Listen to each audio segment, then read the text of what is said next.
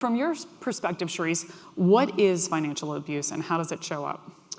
So financial abuse occurs when one partner limits, controls, or restricts another partner's ability to access, use, or accumulate financial resources.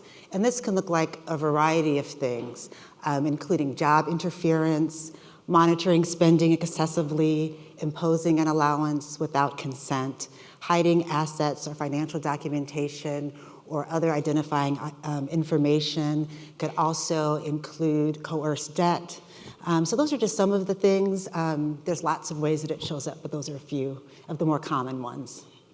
And as I mentioned, it really does affect every leader in this room. So give us some insight in terms of what can we do?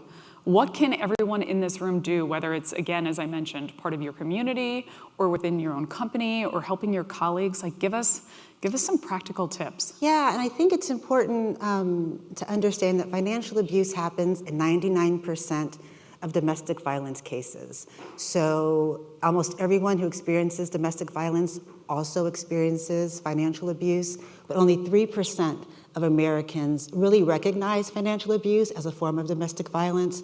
So that's why conversations like this one are so important, because it's a hidden form of abuse, but the impacts are profound. Survivors say that the lack of access to financial resources is their #1 barrier to safety. They say they only have $175.50 they can access without their harm doer's interference.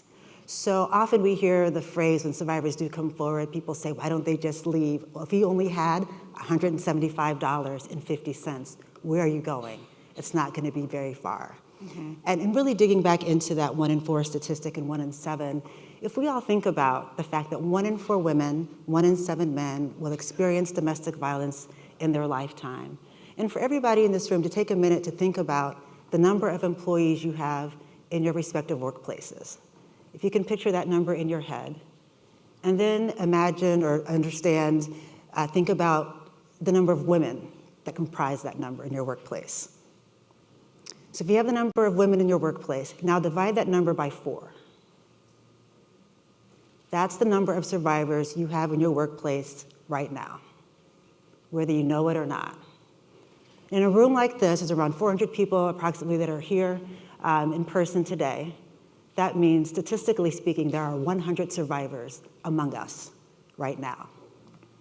And so to your point, it affects all of us. It's not someone far away someplace else. It's that woman on the other side of the Zoom call. It's the person down the hall, maybe even the person in the corner office. It could be your neighbor, your sister, your friend, your kid's teacher, your classmate. It could be the woman to the right of you or the left of you, or maybe it's you.